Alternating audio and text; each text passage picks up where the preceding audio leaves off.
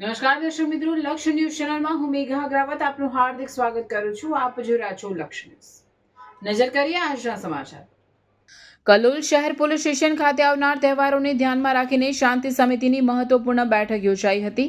આ બેઠકમાં રામનવમી, ચેટીચાંદ, ગુડી પડવો તેમજ ઈદ જેવા તહેવારોને શાંતિપૂર્ણ અને સુમેળભેર ઉજવવા અંગે ચર્ચા કરવામાં આવી હતી. બેઠકમાં કલોલ શહેરના વિવિધ સમાજોના આગેવાનો, કાર્યકર્તાઓ અને પ્રતિનિધિઓ ઉપસ્થિત રહ્યા હતા. શહેરમાં સામાજિક સૌહાર્દ જળવાઈ રહે અને તહેવારો દરમિયાન કોઈ અનિચ્છનીય બનાવ ન બને તે માટે વિસ્તૃત આયોજન અંગે ચર્ચા કરવામાં આવી. આ પ્રસંગે કલોલના ડીવાયએસપી MR સરોદે, શહેર પીઆઈ PJ ચુડાસમા તેમજ PSI સહિત પોલીસ અધિકારીઓ હાજર રહ્યા હતા.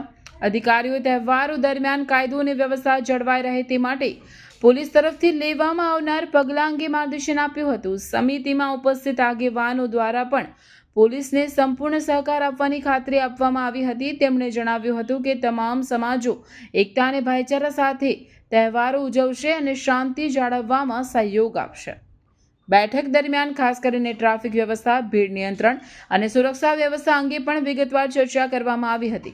તહેવારો દરમિયાન શહેરના મુખ્ય વિસ્તારોમાં પોલીસ બંદોબસ્ત વધારવા તથા ટ્રાફિક નિયંત્રણ માટે ખાસ વ્યવસ્થા ગોઠવવાની યોજના રજૂ કરવામાં આવી. પોલીસ અધિકારીઓએ નાગરિકોને અફવાઓથી દૂર રહેવા, કાયદાનું પાલન કરવા અને કોઈ પણ શંકાસ્પદ પ્રવૃત્તિ અંગે તરત જ પોલીસને જાણ કરવા અપીલ કરી હતી. લક્ષ્ય ન્યૂઝ, સંજય નાયક.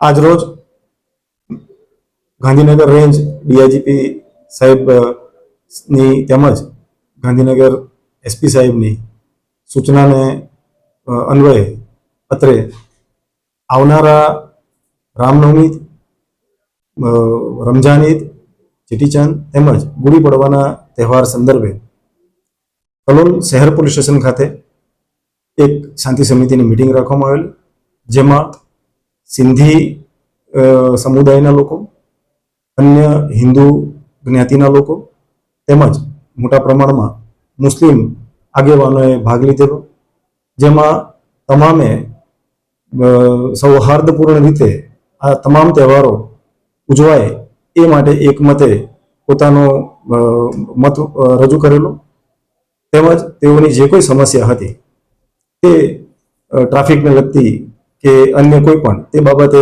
પણ ચર્ચા થયેલ છે.